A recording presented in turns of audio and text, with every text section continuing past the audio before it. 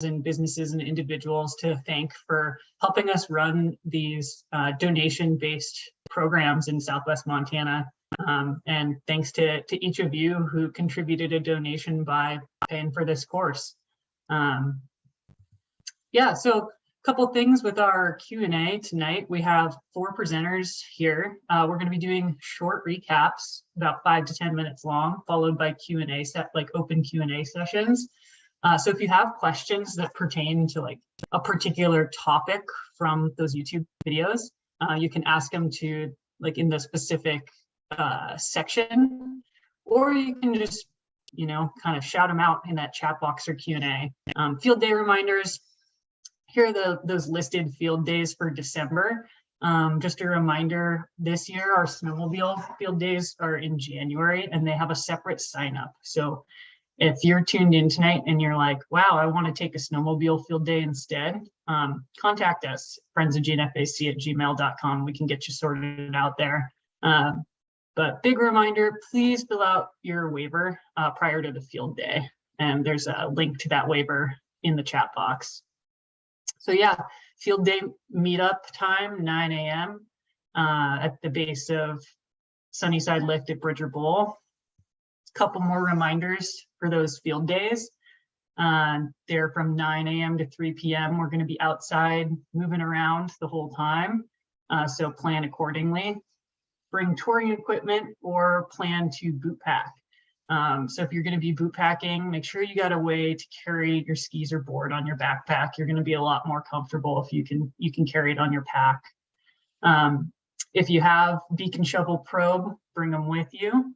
And remember to bring food and water, extra layers for the day. The weather looks pretty nice for this weekend, but it's December and you know, we've had field days that it's well in the negative. So make sure you're checking out the weather forecast before your field day and planning appropriately.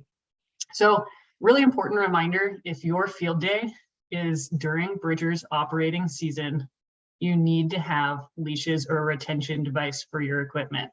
So if your ski bindings do not have brakes, you need to bring leashes for them. You will get told you cannot ride the lift if you don't have those leashes or brakes on your skis. And if you have a Bridger pass, plan to bring it if you're on one of those days when Bridger's open. Otherwise, we provide one ride RFID cards. So yeah, if you have any questions, drop us a line at friendsofgnfac@gmail.com.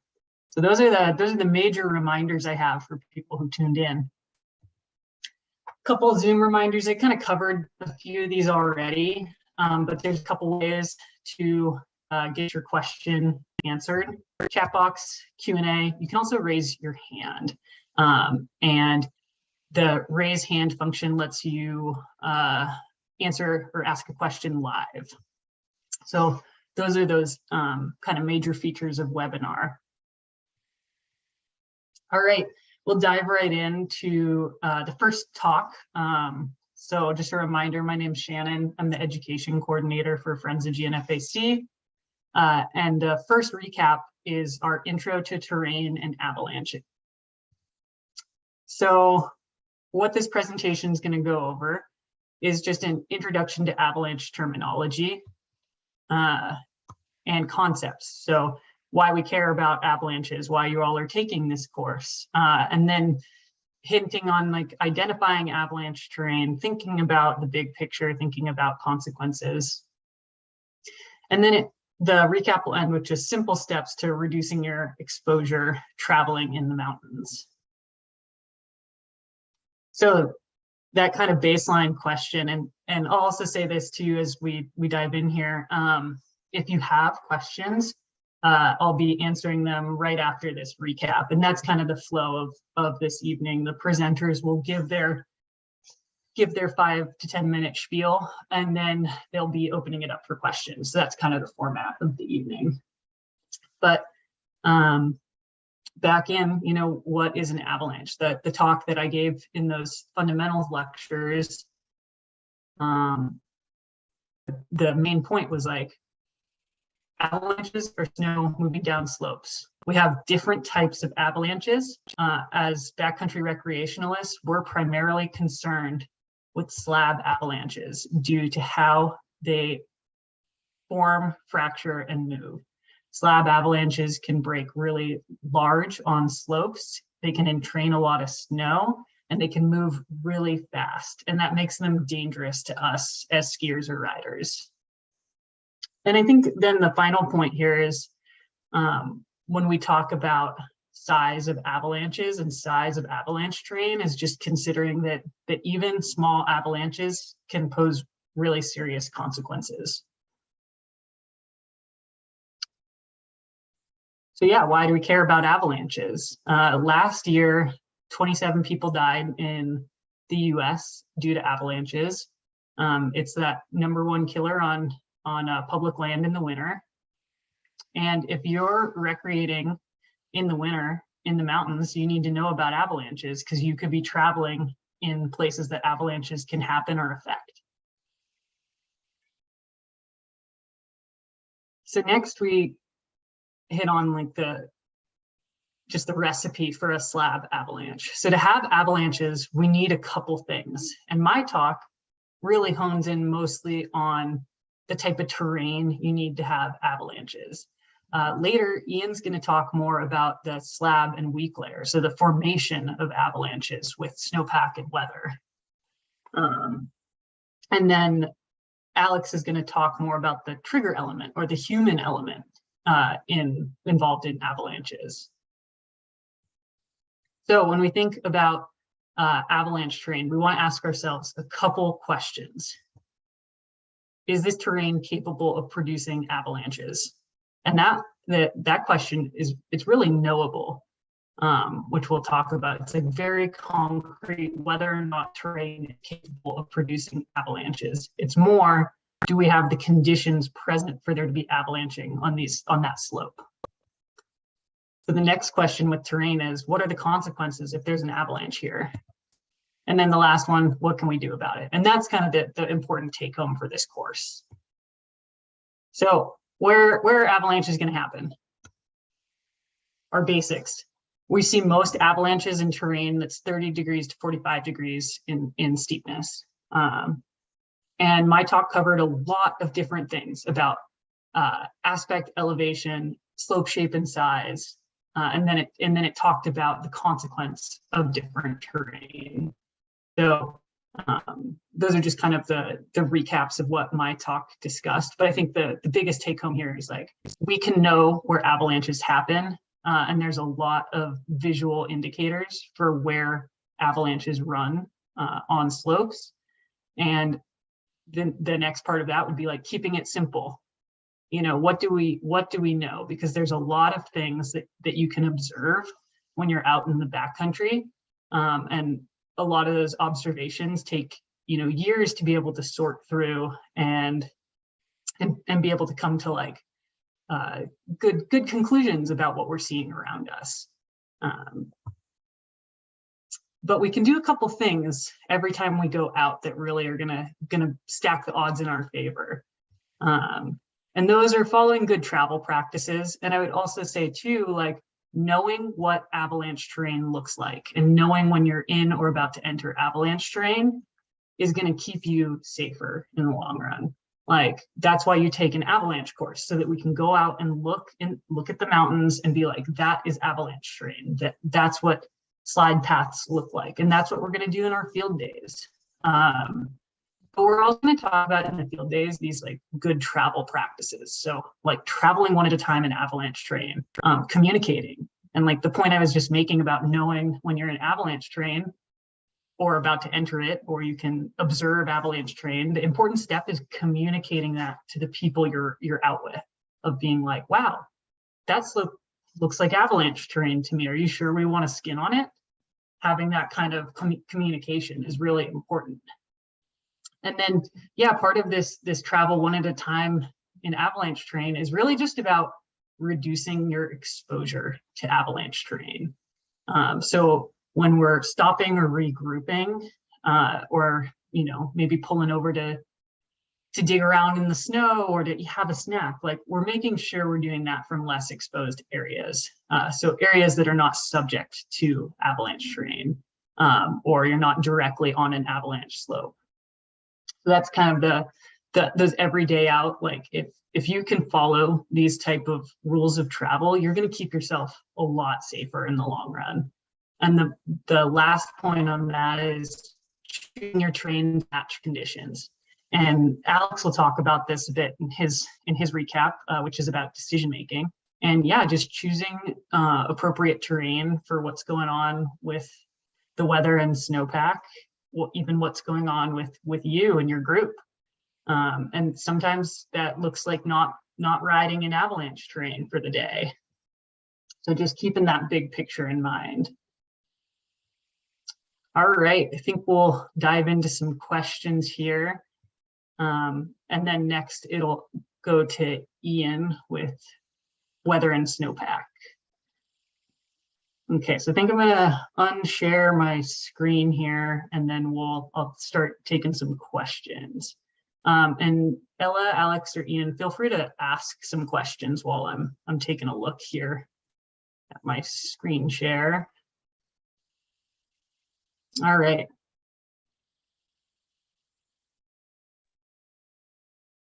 Ooh, what do we have here? So I'm just looking at the Q&A box first, and Ian, Alex, or Ella, if you see anything in the chat box that looks worthy of answering, feel free to prompt that, but I think I'll just start with the Q&A box.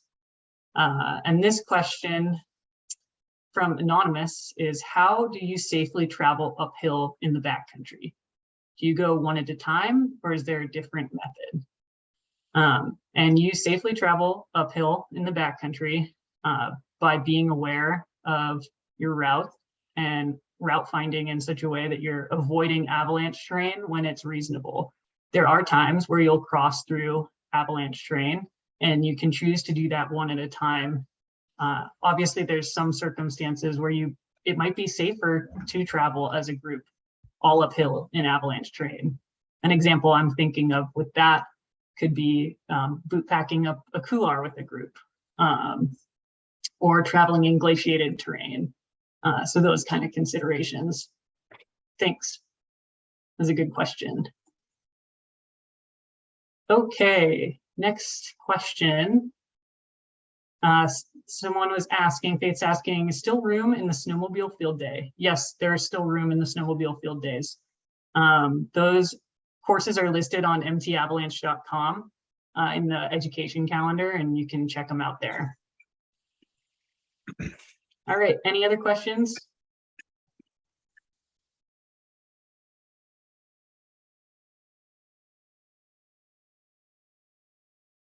Oh, it was just in the chat box. Thanks for the note, Gabby. Looks good. All right, well, I think I'll hand it over to Ian then for his recap. All right, let me share my screen here. And play from start. Okay, is that showing up for you? Yes. Is that showing up, Shannon? Yes. Okay, great. Okay, hey everybody. So I'm gonna just give a quick recap of weather and snowpack, and this, oh, it's not clicking to it. There we go. Shannon actually showed the same little diagram. Snowpack terrain, weather, and human actions all coming together. So Shannon talked about the terrain. Obviously, it needs to be steep enough to slide, or the snowpack and weather doesn't matter because you can't get an avalanche if it's not steep enough. But once you have that steep enough terrain, the snowpack is how you get an avalanche, and the weather contributes to that and is sort of an easier thing to see from the surface and as a contributor. So snowpack and weather are two of the big elements that you need for avalanches.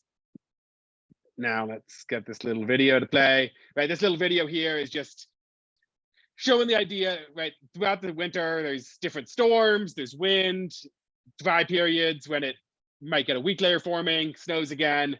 You have all those layers build up.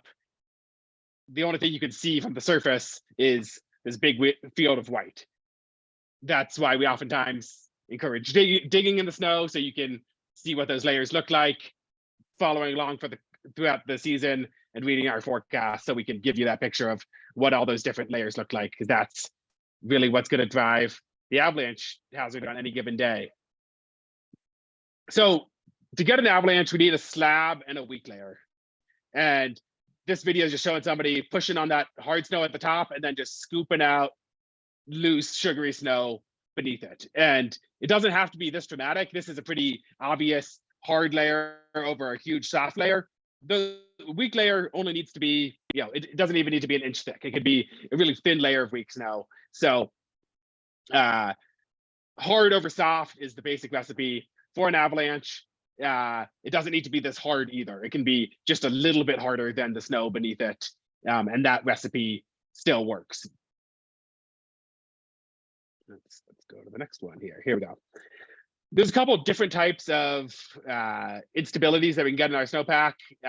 You could have what we categorize as new snow instabilities or persistent weak layers. New storm instabilities are formed by storms and wind. And so it's just the new snow piling up and instabilities in that snow, or the wind drifting it and having variable hardnesses in those layers. Sometimes you might hear the term direct action. These avalanches are going to happen hours or maybe a couple days after the snow falls, but they're not happening weeks after the snowfall. On the other hand, persistent weak layers, persistent is in the name. So that's, could happen right after they get buried, but they can also happen days, weeks, or even months after they get buried. Depth hoar, surface hoar, near surface facets are all different types of these persistent weak layers. You'll hear those terms. I'll talk about them a little bit more, but the specifics aren't important. The key thing here to remember is that those persistent weak layers, you can have avalanches on them for a long time. If you're reading about them in the forecast today, they're probably going to be an issue next week that you're going to be wanting to think about. Whereas those new storm instabilities may get better or will get better over time. So during a storm, the way you get instabilities, this little diagram showing those big snowflakes with their branched arms and then denser snow above it. So that's hard snow over soft snow. And that means you have a slab over a weak layer, and that's our recipe for avalanches. Now, if you get it the other way around, where it's the hard snow underneath the soft snow, that's just good powder riding, right? That's fluffy snow on the surface and hard snow underneath. That's a great combo. So upside down versus right side up is sometimes a term you'll hear as well. Obviously, when you have that layer cake of a snowpack, it could actually be, you have hard over soft over hard over soft over hard over soft. So it's not necessarily as simple as just the whole snowpack is right side up or upside down. But the key thing here is just you need hard over soft to get an avalanche. And temperature changes during a storm or wind can make those instabilities. So persistent weak layers, I'm not going to spend too much time here, but depth hoar is when the snowpack is shallow early in the year. Cold temperatures can weaken that snow and turn them into this loose, sugary snow that can then plague us all season. Near surface facets, it's a similar process, but it happens at the surface of the snow, and it can actually happen when the snowpack's deep, and it just makes a weak layer on the surface that then's a problem once you stack new snow on top. And surface hoar is the other big one you'll hear about. It's the winter equivalent of dew. It's actually water forming crystals on the surface. So it's water coming from the sky onto the surface of the snowpack. And again, this forms during clear weather. And then when the storm comes on top of it, when you start getting snow piling up on top, you then have a weak layer that if you put that new snow on top, you have the slab over the weak layer set up. Now, the rate of the loading on these weak layers matters a whole bunch, whether it's from new snow or wind. If you get a foot of snow overnight or during the day, that's a big load quickly, and that's going to lead to unstable conditions. If it takes a month, whatever, that's half an inch a day or something, it just slowly has time to accommodate, and that's not a big deal. So there's obviously a lot of in-between middle ground there, but how fast it comes in makes a big difference. Wind can blow that snow around, and how fast it's piling up makes a big difference as well. The faster the load comes in, the more unstable conditions will be. Okay, so snowpack. How do we know what's going on in the snowpack? Recent avalanches are bullseye information. That's like the best sign that the snow's unstable. You could see an avalanche, you know it's unstable, at least on that slope that slid. If you're planning on riding on any steep slope, you better have a good reason why that slope you're going to ride is different than this slope that just avalanche. That's the clearest sign that we can get. So if you see avalanches, you know avalanches are possible. Now, woofing or shooting cracks are just one step down. They're basically an avalanche, but they happened on ground that was too flat for an avalanche. So it wasn't quite steep enough to slide, but you got that crack to start, it propagated out, you get this crack going, snow separated, and then it just settles there. And you can get a woofing noise, or you can see a shooting crack out in front of you. That's basically as good as an avalanche. Also a huge red flag. You're going to want to stay out of steep terrain. The next one, it's one step down again, just lots of snow, whether that's, if you're having a huge storm, conditions are probably unstable. Gross generalization, but if there snows a lot, you want to be heads up about avalanches. It's not making it more stable. Recent wind loading, the same as the storm. If you see a bunch of wind loading, you want to be heads up, especially on those wind loaded slopes. And rapid warming is the last one here. If it gets above freezing, you get water dripping down into the snowpack, either through rain or the surface of the snow melting and pouring into the snowpack. That's a red flag. Wet avalanches we don't talk about too much. They're hard to predict, but when it's above freezing, especially for the first time of the season, you want to be really heads up. And it's also pretty easy to avoid because you can just stay out of the backcountry for those days when it's above freezing and wait for it to lock back up. So with all this stuff, you have those obvious signs of instability of avalanches, shooting cracks, a lot of snow or wind loading. If you don't see those, your option is either get more data, and our big option for that is digging a snow pit, doing a stability test. During our field day, we'll show you how to do an extended column test. That's a great way to get more data, because your other option is rolling the dice, right? Like, just because you don't have those obvious signs of instability, there's plenty of times without the obvious signs we could still trigger an avalanche. So your options here, dig in the snow, figure out what's going on, in addition to rolling, so you're not just rolling the dice. And that's my recap here. I'll look through to answer some questions now. That's if Shannon or somebody else wants to let me know as I'm pulling them up here. Let's see. I'm going to stop sharing my screen. I can ask you one if you want. Yeah, that's great. The first one here is, when would you dig a pit on a slope above 30 degrees? Yeah. Basically, so there's a couple times. One is if you're very confident for other reasons that it's stable, and you don't have a better option, then you might dig a pit just to look and see how it is. Most of the time, and what that question is referencing, right, is that we want to avoid digging an avalanche terrain if we can, because if you're out there on that slope digging, you're already exposed yourself. So it doesn't help you much from a risk reduction standpoint. But if you don't have any other option, and if you have a 30-degree slope you can dig on, and you're planning on riding a 38-degree slope, maybe that helps you. Or there's a smaller slope you can dig on that's steeper as opposed to that big face that you were riding. So there's some circumstances, but we're trying to avoid digging on steep slopes. That's totally correct.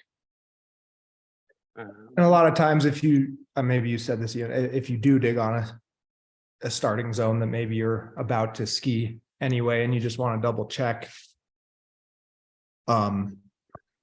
you should have do one at a time, essentially, like have somebody spot you as you start to collect some data. Before for sure. And right, back, younger and dumber, I definitely have gone on belay to dig a snow pit, but have realized that if you feel like you need to get yourself on belay and dig a snow pit before you're willing to ski a slope, you probably shouldn't ski that slope. You should figure out something else to do.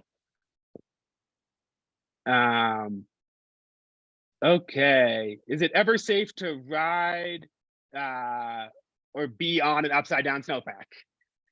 Yeah, sometimes we'll have whole seasons where we have weak layers at the ground and we have a slab on top of them, but then it's not getting enough of a load to stay unstable. So these weak layers, they get more stable over time, and if they're not getting loaded, it's it can get safer over time. It's never 100% safe until the springtime, when basically all the snow is melted away, or it's all gotten melted and refrozen. But it can be relatively safe if you're not having an active loading event. Checking in with the forecast will sort of help you with that, and giving you an idea of when those times are that it can be safer, even if the snowpack is there's slabs over weak layers. Ian, I was just going to jump in and group a couple of these questions together. We have a series of upside down snowpack questions. Okay, yeah, that's great. One is, do we have an upside down snowpack so far this year? And then the other one is warming up dangerous because it strengthens and condenses top layers, creating a strong over weak ? Yeah, so in some places, we don't, our snowpack, it could be worse. We don't have widespread depth tour like we do some years. So right at the ground, it's not super loose and sugary, which is great. We are seeing in some places these thinner weak layers that developed sort of over the last couple weeks when it wasn't snowing, on top of the October snow, or in early November snow. So we do have weak layers and hard layers above them. So there is that setup. And the other one was warming. And warming, as with many of these things, it's a double-edged sword. Yes, as the questioner asked, it can solidify those the new snow and make more of a slab over a weak layer. So yes, you can totally have that happen.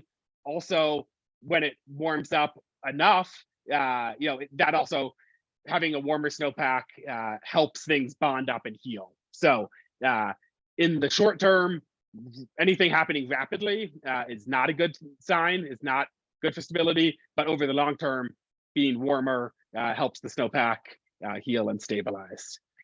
And somebody asked, when in the backcountry, how are you identifying the approximate slope angle without approach factor? Yeah, so we have these inclinometers, and you're gonna get one at the field day that you hold up to the slope, and it tells you how steep it is. Now, that's really the best way to do it, because you actually measure that slope angle.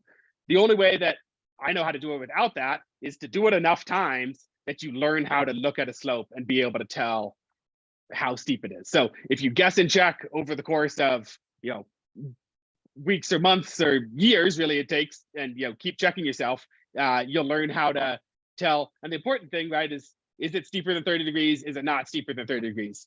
You don't need to be able to tell an 18-degree slope from a 19-degree slope, but identifying whether it's 30 or 35 could be critically important. So guessing and checking is really your best option there. And also, oh yeah, go ahead. With that, is just worth mentioning, like mapping apps that have slope angle.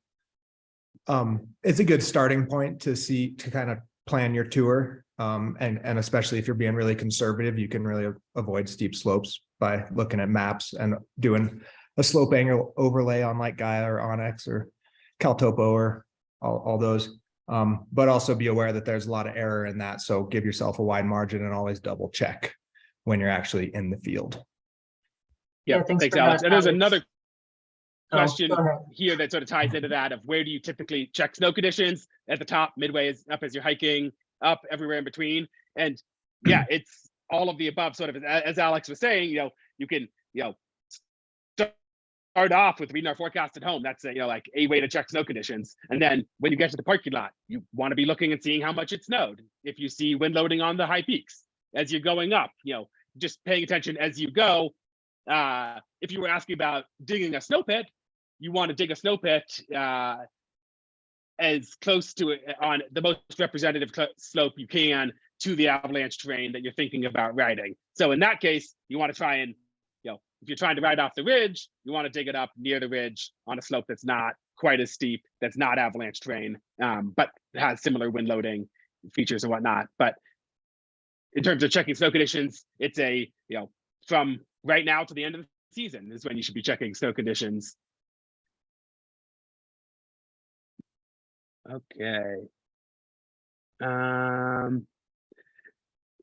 Yeah, in terms of visual clues for identifying wind loading is a question here. And that's, I would say there's visual clues, and then there's feeling it with your hands and feet, and as you're walking or touching the snow. And again, it's sort of a learning how to, you can see wind pillows, you can see sort of ripple marks on the surface. It'll look like a bulged pillow. Those are visual clues. I think really the only way that I know how is to, go out, you feel the snow being wind loaded, you look at how the snow looks, you feel it under your feet, you feel it firm, pillowy, you find wind loaded slopes and sort of learn from experience there. But pillows of snow, ripple marks, you can see that surface texture changing are some basic ways to identify there.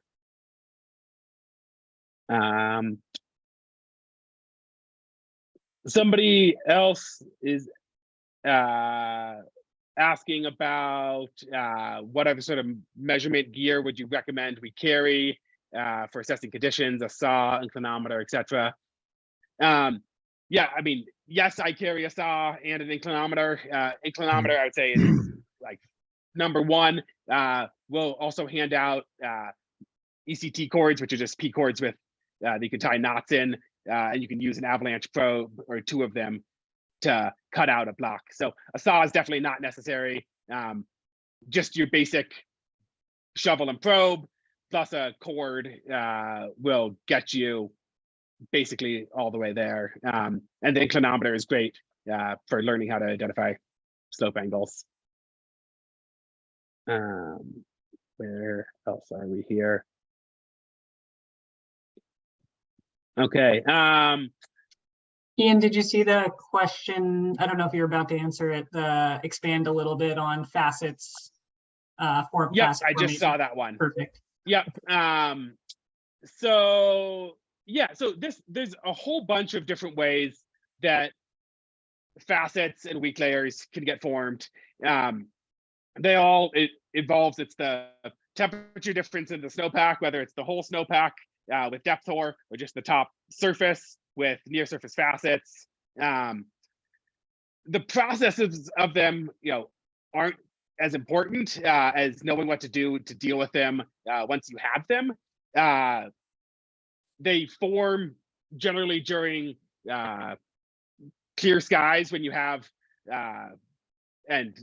cold, clear nights are like perfect for developing weak layers at the surface, or long dry stretches when it's cold in the fall are great for developing depth ore. It's a process of, these snowflakes fall, they have all their little branches. Those branches, break off, they get harder, they turn into rounds. Then as air is moving through the snowpack, you get vapor moving off of one crystal and building onto another one. And so that's sort of the process, is that vapor transport through the snowpack. Or you could have surface ore formed on the surface, which is dew and these crystals growing. Yeah, I think that's a little bit more, but the key thing here is just knowing what to do once we have them and sort of what they look like, which is as these stripes in the snowpack, or there's just like much softer layers under a hard layer.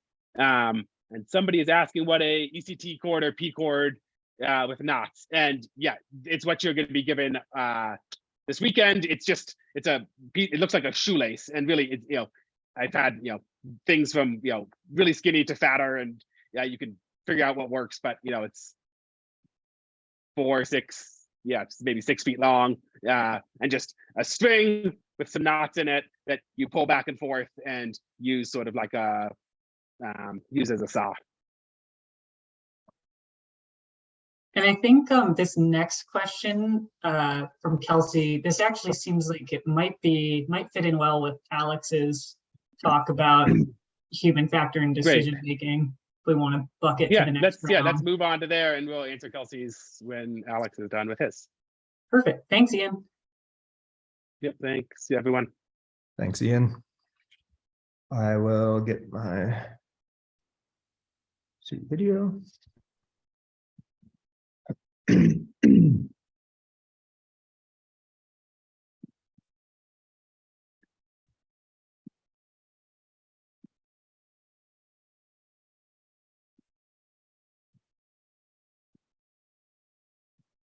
All right.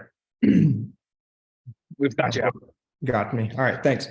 So I'll review the lecture about decision making and avalanches, which is sometimes referred to as the human factor. And excuse me.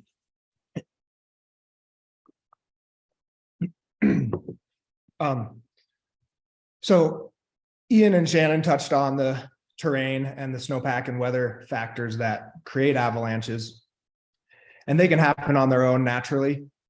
But the reason we're all interested in them is because we desire to play or sometimes live or spend time in the environments where they occur. And so when we put ourselves into those environments, we create the avalanche risk. If we take ourselves out of avalanche terrain, then there's no risk. And some days it's okay to be an avalanche terrain, that we gather enough evidence to give us confidence that the snowpack is stable, and decide that we can go on to steep slopes as long as we also take some extra precautions. Unlike in this photo here, where you see the group of riders below the slope, you want to stay only exposing one person at a time, no matter how good you feel about stability, as much as you can.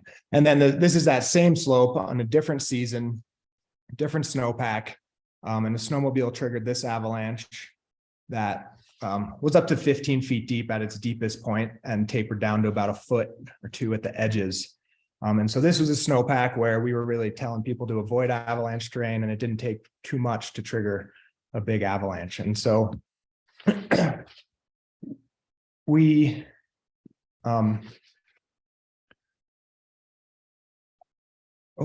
most avalanche accidents occur either because we underestimate the avalanche hazard, or we overestimate our ability to manage the avalanche hazard. And so an example I usually use of this is people, when it's high danger, it's pretty obvious that we want to stay out of avalanche terrain. And so we know the avalanche hazard, but if we don't have a good grip on where avalanche terrain is or how to identify it, and then go out there anyway, we might be overestimating our ability to manage it. And we've seen a lot of accidents that occur when people get into unfamiliar terrain during big snowstorms and bad snowpacks.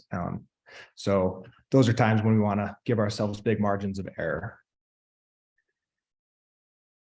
And so these problems in decision making lead to avalanche accidents. But if we practice making good decisions and hopefully have a little bit of good luck, we will avoid avalanche accidents. And in the recording of this lecture, I went into more detail about these human factors, which are essentially things that distract us from making good decisions, or that if we base our decisions on these, we're not looking at the objective data. And these influence us subconsciously a lot. Like we put a lot of investment into getting somewhere, whether it's physical effort or money or time, we're going to become more committed, and we have to try to be able to turn around and kind of bail on big plans when we get surprised by things, and that can be really hard. And then there's this acronym FACETS that kind of summarizes a lot of those human factors. Doesn't get them all, but it's a little bit of a way to remember these things that can influence our decisions that shouldn't influence our decisions. And sometimes you notice this when you're out there.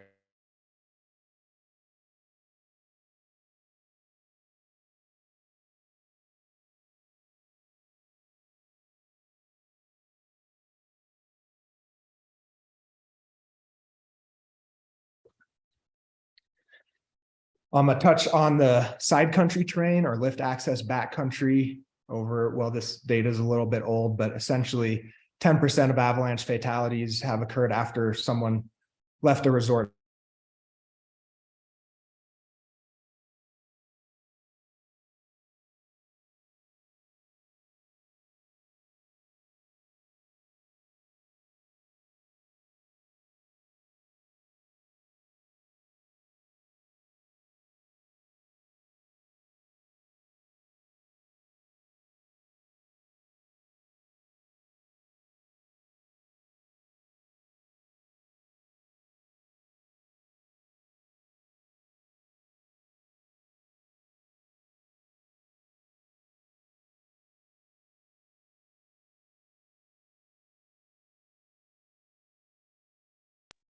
Okay, everyone, it looks like Alex is having some technical difficulties here from Cook City.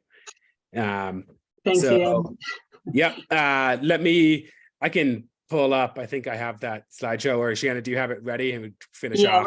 Let me look really quick and I can pull it up. It'll just take a minute. Yep. Sorry, everybody. That's the life in the internet from Cook City. Even Starlink can't get you all the time. Oh, there he is. He's back. He looks a little frozen though. Maybe I can pull up the presentation too. You are still muted, Alex. He's gonna try again. I'll get it ready in case it drops. Is that back up? Yep, you're back up. Yep, you're good. Sharing and stuff. All right. Sorry about that. Yep. So yeah, I don't know where you lost me, but essentially I was saying the side lift access backcountry is just as dangerous, if not more dangerous, than any other backcountry area that has avalanche terrain. So I just kind of discussed some of the human factor that might influence us into making a poor decision, but there are ways to navigate avalanche terrain safely, and we want to think about making objective assessments of the avalanche danger and adjusting our travel plan and terrain accordingly based on that danger. And Ian touched on the bullseye data that tells us about instability, recent avalanches, collapsing, lots of new snow and wind, and buried weak layers, and some melt cycles in the spring. And so that's what we want to focus on when we're making our decisions and try to avoid being influenced by the human factors. And you can get a lot of this bullseye data before you head out from the forecast. So read that every morning when you're going out, and we recommend reading it as much as possible throughout the season in the areas you travel regularly. Or if you're going on a trip somewhere, I strongly recommend reading their forecast a few weeks ahead of time and following along, and you'll be a lot more on top of your game when you get there. Once you're in the field, we recommend practicing and learning how to do the extended column test, which I think Ian may have touched on a little bit, but this, and you'll go over this a lot in your field day, so I won't get into all the details, but we're applying force to one edge of this column and seeing if the slab collapses and propagates all the way across the column. And when it does that, it's telling us that we have the recipe for an avalanche and that it's potentially unstable if you apply a trigger in the right spot. And while you're out there, you also have to look for avalanche activity, recent avalanche activity. Ask yourself, how deep did that go? What weak layers is it going on?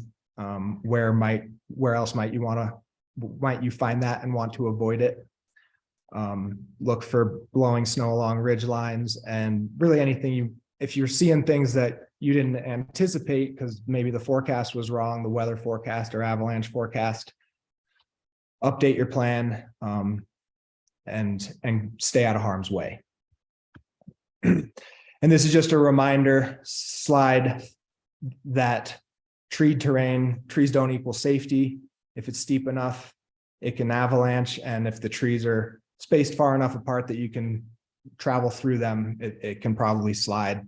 And this was an avalanche that resulted in a fatality in the tobacco roots 4 or 5 years ago.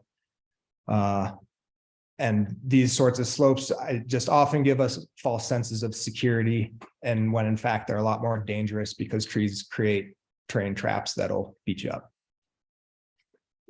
So practice making decisions, whether you're going in avalanche terrain or not, whether it's low danger or high danger. Try to have kind of a routines where you check in with your group about making sure everyone's on the same page.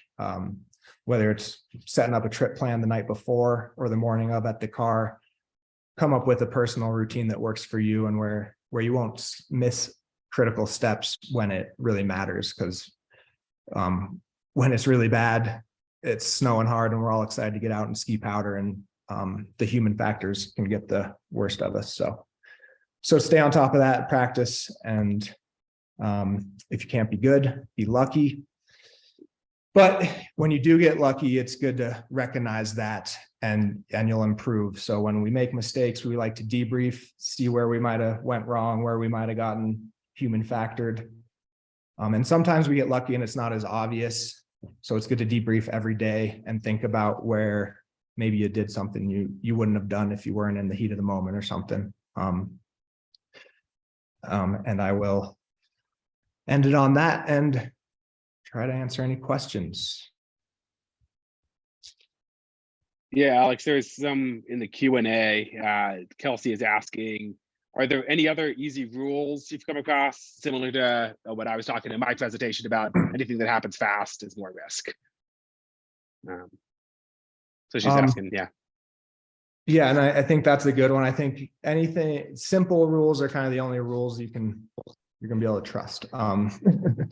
So yeah, just the stuff that we hit on all the time is kind of, to me, I've gone through a lot of, I took awareness level 1, snow science in college and stuff. And when I'm out there recreating on my own, I always come and ask myself if I'm making a good decision, double checking how much did it snow in the last day or week? When were the last avalanches? What type of terrain were they in? What type of snowpack were they in? Are there buried weak layers? And just trying to think about these obvious red flags. And yeah, I don't have a really.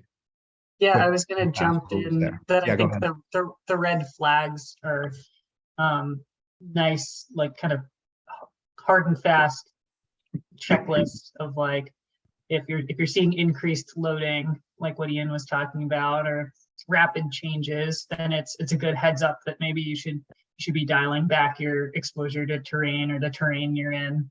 And I think another kind of question like I ask myself is like, is this terrain capable of producing an avalanche, and what's it going to look like when there's an avalanche here? And just like taking the time. It's almost the opposite of fast or quick. It's just like taking a pause and thinking about where you are, what's going on around you, that kind of stuff. Yeah, taking a pause can always be life-saving.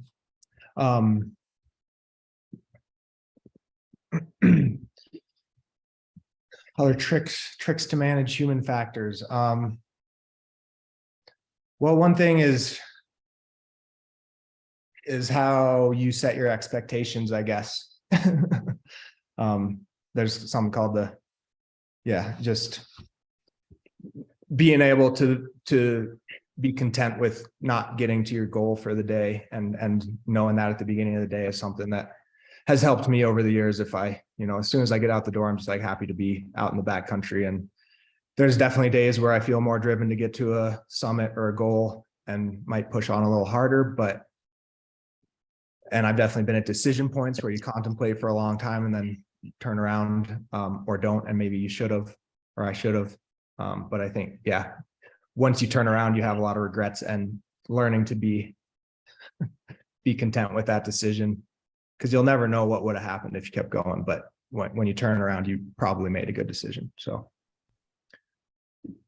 Ian, did you have And something? somebody else has a question. I'll just jump in, Al, about how do you deal with bailing on big plans and the ego that goes along with that, which ties right into that. And it just, if you make plans that fit within the scope of what's appropriate for the day, like, you're going to run into these issues less often, right? Like the more that you can in the morning, like make reasonable plans and don't get yourself hyped up for something that isn't going to work out anyway. There are times when big plans are appropriate, and you can know when those are beforehand. Obviously, sometimes you have to turn around, but yeah, you can definitely set yourself up for success by proper planning and preparation.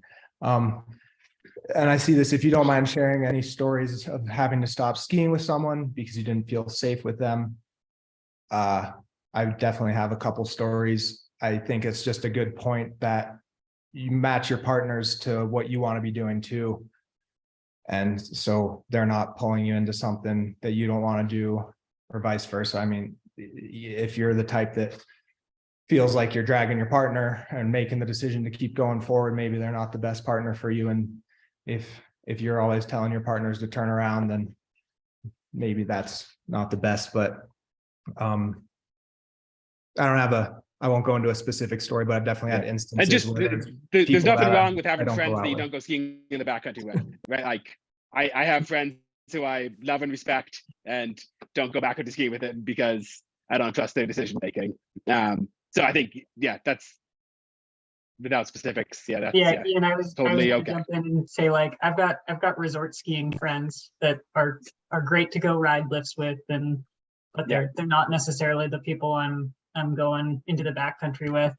And I feel like there's a differentiation between like what type of day you're gonna have out. Like there's days where you're going on a dog walk, going and skinning up alpine lift early season, going to Goose Creek. Like we're just talking about the range of experiences that can occur in the backcountry, and a lot of them are not what you would consider in avalanche terrain, or not extreme. And there's a bunch of different ways to go out and have a good time, and there's different partners for different days out. Yeah, just like you're matching your terrain to your to your day, to the objective, you match your partners as well. I have partners who I won't take on the mellow powder days because they always want to keep pushing for some bigger goal, and so I wait till it's a little safer conditions to get out with them, because they're good motivators too. But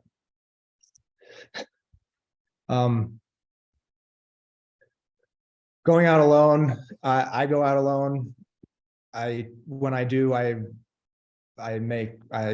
really think about my decision making. I mean, I try to do the same thing I would with a partner, but I kind of have the conversations with myself, and I try to build in bigger margins of error in terms of avoiding avalanche terrain.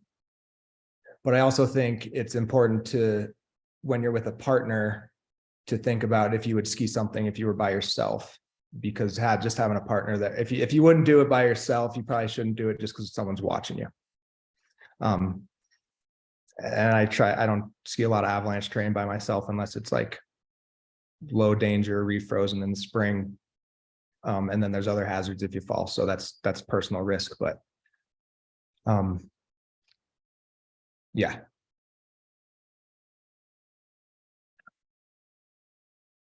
And I think I'm getting this other question in the chat. I'm typing it up right now. I think we can head to Ella's presentation. Thanks, Alex. Yeah. Okay.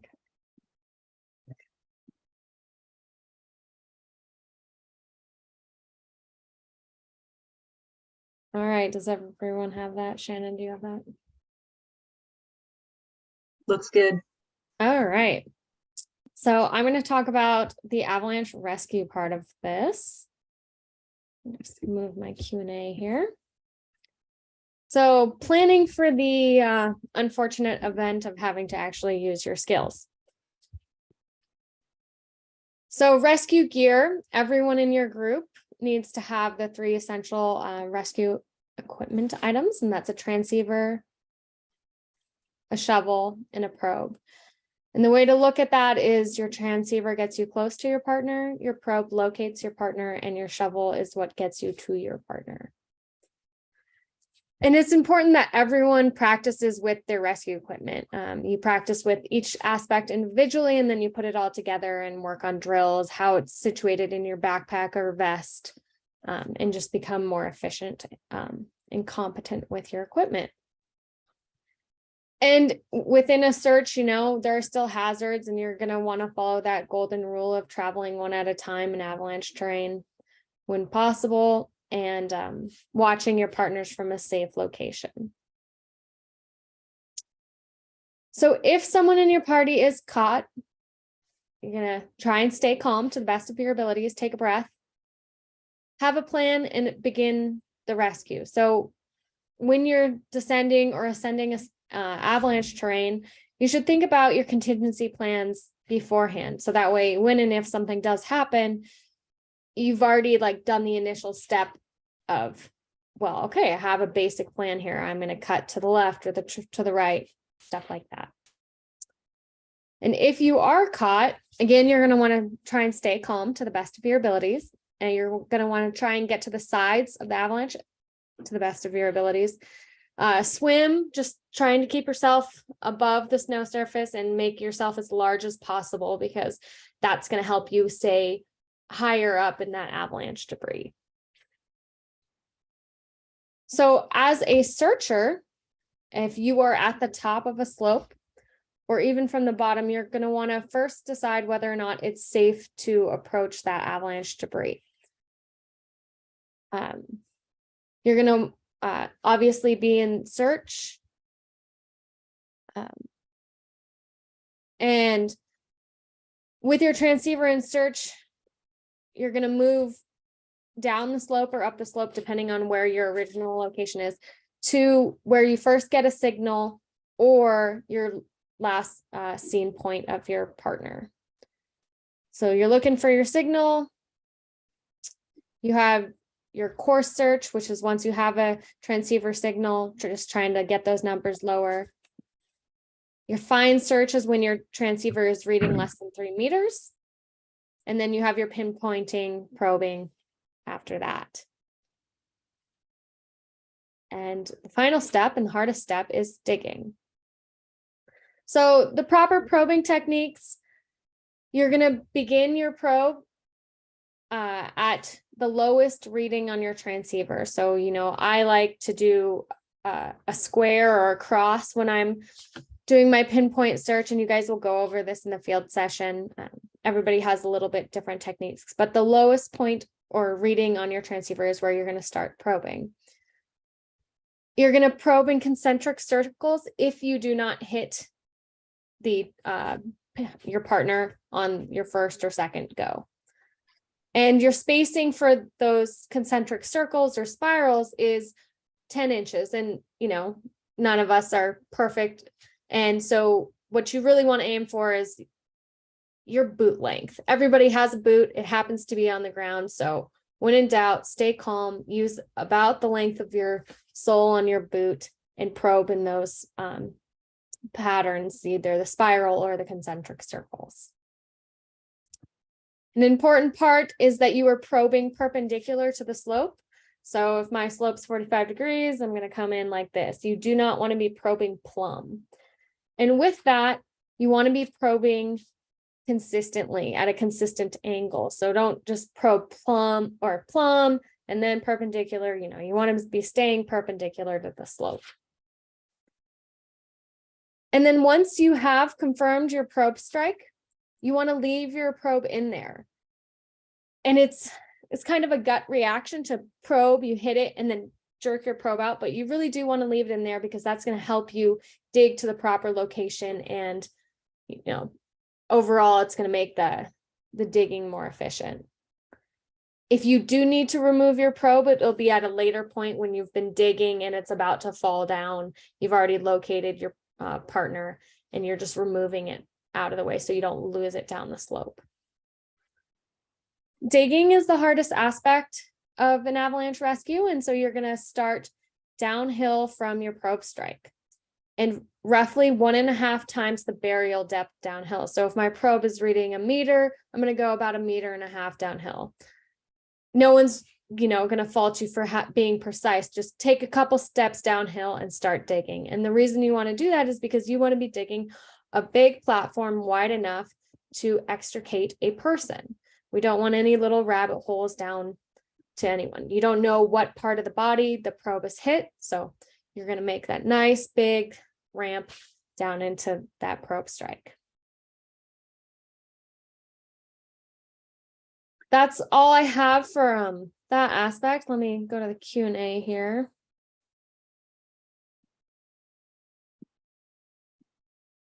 I don't see any questions. And you guys will all get practice with some rescue drills on the field session, so that'll be helpful. Where I've seen a lot of issues is when people don't get a probe strike the first 3 strikes or the first 3 probes, and then they freak out.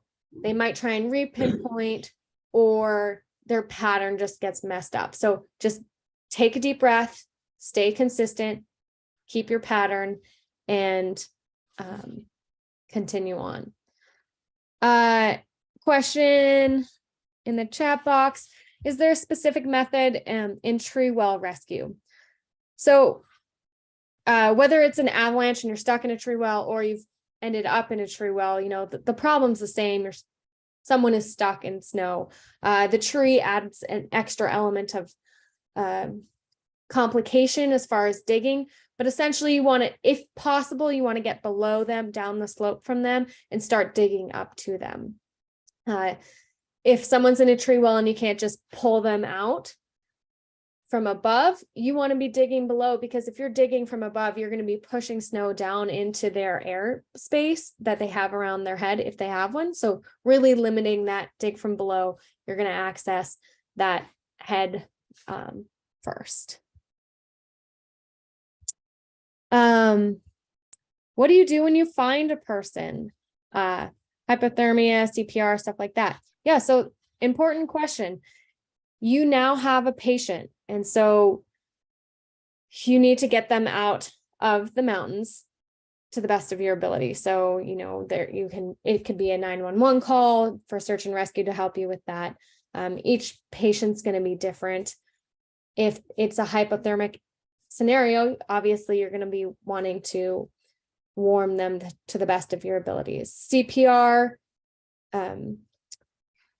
you don't want to be doing CPR if it's putting you at risk. But if you are in a safe spot and it's manageable, you're going to do CPR to the best of your abilities as well. There's a little decision tree of when you start and stop CPR. And I don't know, Shannon, if you guys are going to go over that in the field session.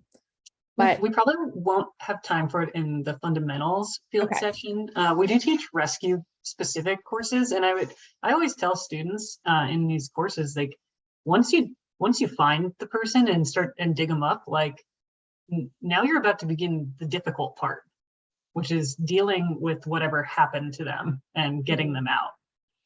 Because the avalanche rescue system is really easy to learn, practice, and get better at, and it can be really straightforward. But once that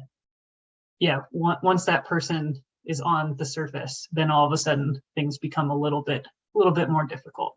Yep, absolutely. And that's like where I always plug, like, on top of taking an avalanche course, if you're going to be playing in the backcountry, like, you should consider taking a wilderness first aid or first responder course, and like brushing up on your first aid skills. Make sure you feel like you can manage whatever the environment throws at you, or at least have a place to start.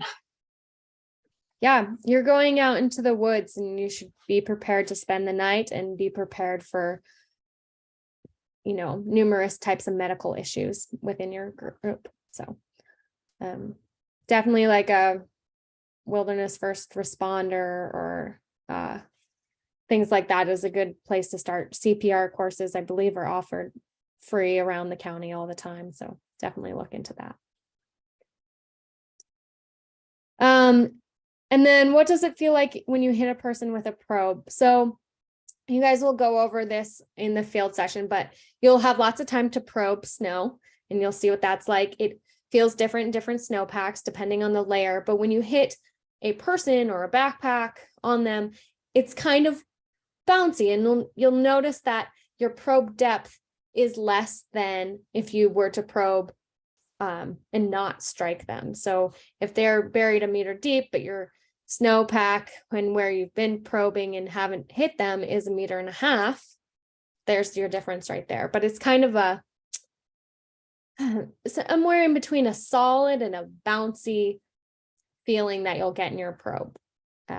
So don't just jab your probe in and out quickly. You're gonna probe, you'll feel that difference, and you guys will use backpacks, and that's gonna simulate probing my arm or probing my backpack that's attached to me. So, yeah. Cool. Any more questions? Looks like we got everything in the Q&A box. I was just going to add for Ella's rescue talk, and I think just touched on this with practicing probing, but some of the most important parts of the rescue is practice and just like decision making, but practice with your rescue gear and make sure it's in good operational order, and not gonna make sure your probe wires are not fraying. Don't use your friend's old retired gear, get new gear. Make sure your shovels aren't cracked and gonna break and they're metal. New batteries in your beacon, no corrosion on the terminals. It's all super important stuff, because if it breaks when you need it, you're screwed. Yep. Yeah, your gear is not where you want to be cutting corners or pinching pennies. One question in the box. Are you worried about hurting a person if you probe them? Well, they're a lot worse off if you don't probe them. You're not, trying to shish kebab them, but you are trying to locate them. So that's a secondary concern. I don't think any of us are really probing hard enough to truly shish kebab someone. And we don't know what part of the body we're hitting. Hopefully their chest or their leg, wherever their transceiver is located, is, ideally where we're going to first hit them, but you never know. So they're a lot worse off without you probing. What is the success rate of partner avalanche rescues? I don't know the statistics, but I know a big factor in that would be the trauma aspect. There are a lot of recoveries within a time frame that someone could survive, but trauma has affected that. So I don't have any stats for that. Do you, Alex? No, I don't know the success rate. And Go ahead. I'll just jump in. So the trauma, right, we can't do anything about, but like if you get somebody out in 10 minutes, we know that it's a lot better than, a fast, efficient rescue. If you get to them within 10 minutes, it's pretty good. It's something 90% or something of people will still be alive after 10 minutes. So if you get to them quickly, the odds are pretty good. Yep. And with that 10 minutes, obviously they're relying on you as a partner. That's, it's not professional rescue coming to them. That 10 minutes is you. So take ownership of it, practice, and don't cut corners on your avalanche equipment. And check your partners, make gear and make sure they practice. I was going to just throw in the chat box for people who are here. The Colorado Avalanche Information Center hosts a ton of stats about accidents and incidents. And so if people are curious, that's like a really good place to start looking. I did just a quick internet search of that question and didn't find any like right away answers, but the CIAC website's a great place to start. Yeah. Another question, what did I mean by make yourself big when you're caught in a slide? So if you take a bag of potato chips And, you know, there's always some crumbs and smaller pieces in there. If you were to shake your bag, the large pieces are at the large chips are at the top and the smaller at the bottom. So you want to be making yourself large. That's how the avalanche airbag system works. It's increasing your size, but not increasing your weight. So that way you're trying to stay on top or float to the top. And then there's another question about what apps that we would recommend for mapping for local terrain and routes. I mean, there's so many. It's kind of like, what transceiver do you like using? The one that you are the most efficient with. What I like using might be different than Alex or Shannon, but you know, Onyx, and they've created some backcountry avalanche, more specific apps. CalTopo, I've used that before. Gaia's great. There really isn't a right or wrong answer. It's just what you're most comfortable with. Yeah, and it looks like we got a question too in the chat box that's more related to rescue, which should you try to eject from your skis if you're caught in an avalanche? That's not everything's going to be happening so fast that your skis attached to your feet won't even cross your mind. You know, chances are, depending on your DIN setting, that they will be ripped off your feet anyway, but I have seen people buried with their skis attached to them. So you're not going to have control over that, would be my best answer. And then another question, at what point do you call search and rescue or use your inReach? And is it more important to get in contact with your partner first? Yeah, so like Ian said, you know, your 90% chance of survival if you're caught and buried in an avalanche is 10 minutes. So getting to your partner is the most important thing. After that, yes, you use your inReach. You know, you're going to have a patient potentially. And your inReach will get you linked up with your search and rescue. And if you don't have an inReach, you know, and you have cell phone service, obviously you're going to be calling 911. You can also, if you're in a party with multiple people and there's only one person caught and buried, you can delegate that communication aspect to another partner.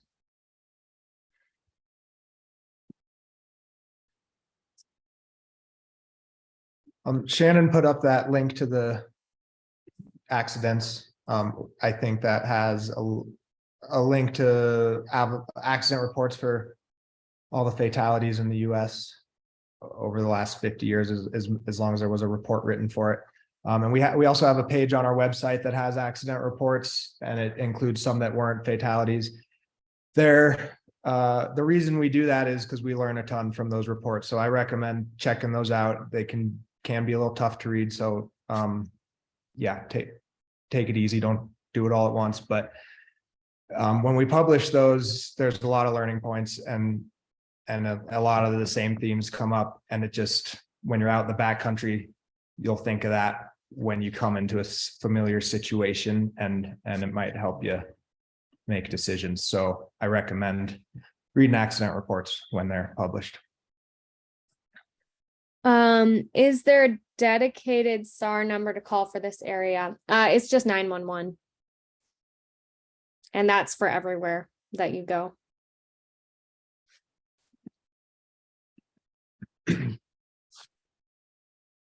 All right, that looks like most of our questions. If you're still on the call and have a question, we'll hang on for little bit longer here, just because we said the Q&A would go till 8:30, but we crushed through it and are a little bit early. But for those of you still tuning in, remember for your field day, just your packing list and your waiver. And if you have any questions about what to expect for your field day or what to bring or when your field day is, give that friendsofgnfac@gmail.com an email and we can sort you out. But we're looking forward to seeing you all in the field, getting you out, getting you some practice using these skills and some hands-on learning. So thank you, everyone.